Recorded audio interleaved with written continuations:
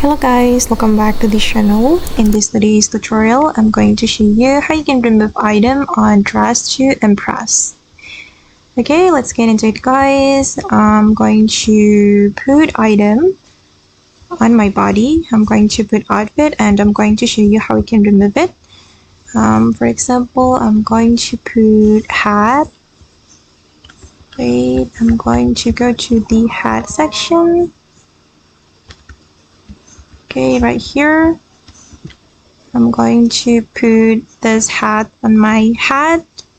Okay, and I'm going to show you how we can remove item.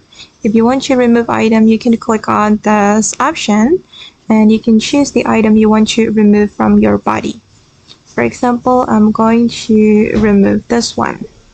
Okay, as you can see that the item has been removed from my body. Alright guys, and that's all the way to remove item from our body in Dress to Impress. I hope this tutorial will be useful for you. Thank you so much for watching and bye!